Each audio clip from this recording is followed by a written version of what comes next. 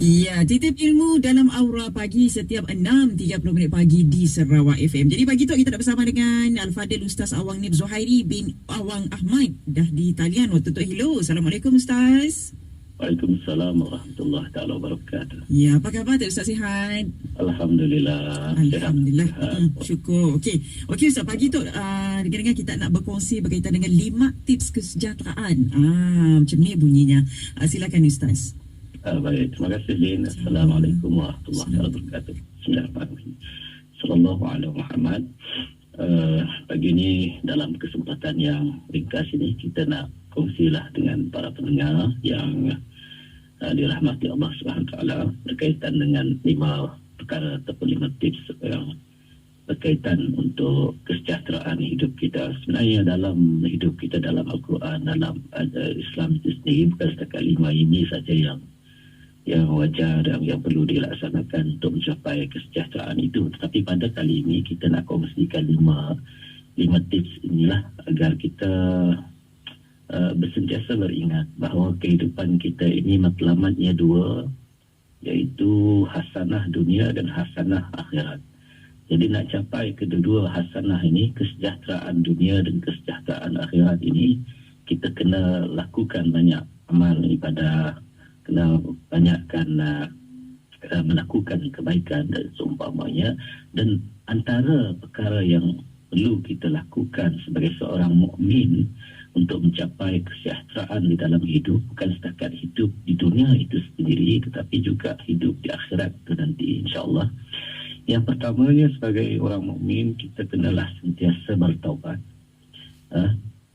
Tidak mengiralah apa keadaan kita sekalipun, kita kena beringat bahawa kita kena sentiasa bertaubat kepada Allah, kerana ada kesalahan-kesalahan yang mungkin kita tidak sengajakan lakukan kesalahan, kita tak sedar, kita kena bertaubat.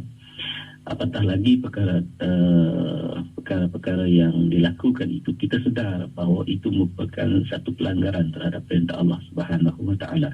Jadi setiap hari kena ada taubat. Kita kena bertaubat kepada Allah Subhanahu Wa Taala. Sebagaimana kita melihat kisah Nabi Yunus umpamanya, bila mana diberikan dugaan, dia lari daripada dugaan berdakwah dengan kaumnya, dan akhirnya dia ditimpakan cubaan, azab daripada Allah Subhanahu Wa Taala, ditelan ikan nun. Dan di dalam perut ikan nun itu sendiri, Nabi Allah Yunus ini telah pun bertaubat kepada Allah Subhanahu Wa Taala, sehingga kan dia menyatakan bahawa la ilaha illa anta subhanaka inni kuntu minaz zalimin. Jadi inilah antara lafaz taubat yang dilafazkan oleh Nabi Yunus ini. Dan barang siapa yang membaca doa ini dalam apa keadaan sekalipun, untuk tujuan apa sekalipun, melainkan berdasarkan hadis yang diriwayatkan oleh Imam Ahmad, menyatakan bahawa doanya akan dimakbulkan oleh Allah Subhanahu Wa Taala. Maknanya dalam hidup ini kita kena taubat, satu. Yang kedua, murakabah. Murakabah ini ialah merasakan Allah itu hadir.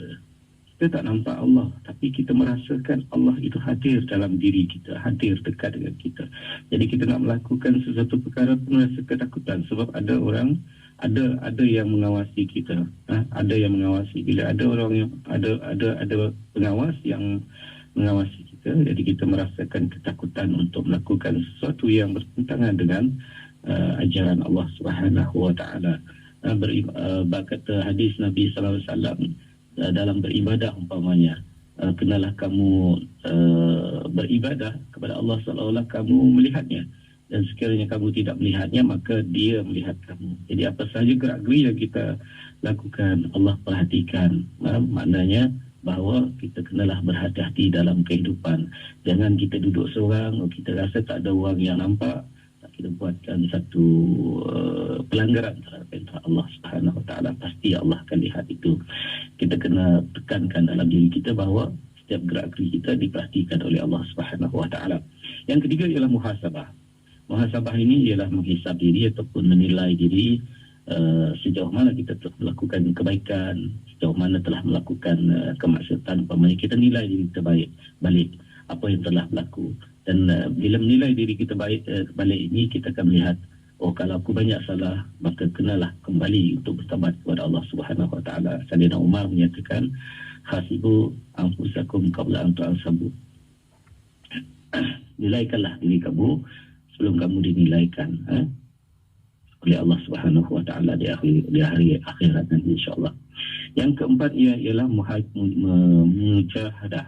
Mujahadah ini ialah melawan hasutan nafsu, bersungguh-sungguh melawan hasutan hawa nafsu, kehendak diri yang bertentangan dengan lunas-lunas ajaran Islam. Sebagaimana kalau kita melihat dalam surah dalam Al-Quran itu sendiri, umpamanya minta kita bersungguh-sungguh, alladzina amanu wa hajaru wa jahadu fi sabilillah bi amwalihim wa anfusihim a'zamu darajatan indallah. Orang-orang yang beriman dan berhijrah serta berjihad di jalan Allah. Berjihad ini maknanya bersungguh-sungguh di jalan Allah Subhanahu Wa Taala dengan harta dan jiwa raga mereka, dan adalah lebih baik, lebih tinggi derajatnya di sisi Allah. Selain daripada berjihad perang itu, maknanya sekarang ini kita kenalah bersungguh-sungguh di jalan Allah. Itu makna jalan Allah itu banyak sebenarnya, jalan-jalan kebaikan yang untuk mencapai keredaan Allah Subhanahu Wa Taala dengan diri kita sendiri. Itu yang peritnya, maknanya mujahadah ini kenalah disertakan dengan bermacam-macam pengorbanan, sama ada dengan harta rendah, termasuklah dengan diri ataupun jiwa raga kita. Nah, tanpa ada ini, sesuatu itu tidak akan dapat dicapai, kecemerlangan itu tidak akan dapat dicapai. Sebab itulah Allah dalam ayat yang terakhir pada ayat ini nyatakan, wa ulaika humul faizun. Maka mereka itulah orang-orang yang berjaya. Yang kelima, yang terakhir yang kita nak kongsi pada pagi ini ialah mu'ahadah. Mu'ahadah ini ialah kita ingatlah janji kontrak kita semasa di alam roh, yang mana kita beriman kepada Allah, berjanji untuk beriman kepada Allah Subhanahu Wa Taala. Mu'ahadah ini yang kita dalam kehidupan kita selalu lafazkan di dalam salat, umpamanya inna salati wa nusuki wa mahyaya wa mamati ila akhir. Sesungguhnya semayangku, ibadatku, hidupku dan matiku hanyalah untuk Allah Subhanahu Wa Taala semesta alam.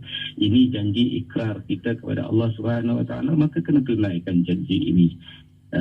Sebagai orang beriman, sedaya upaya kena tunaikan janji ini. Janganlah kita buat sesuatu itu bukanlah semata-mata kerana Allah, tetapi kerana manusia, maka kita tidak mendapat apa-apa dalam kehidupan. Buatlah sesuatu kerana Allah, ikhlas kerana Allah, dan untuk mendapatkan redha Allah Subhanahu Wa Taala. Jadi 5 tips yang kita nak bincangkan pagi ini, insya-Allah mudah-mudahan memberikan manfaat kepada kita bersama untuk kita bergerak dalam kehidupan ini agar menjadi orang-orang yang benar-benar berjaya, sejahtera, bukan setakat dunia tetapi akhirat itu nanti, insya-Allah, bijak sini dan bijak sana, insya-Allah. Wallahu a'lam.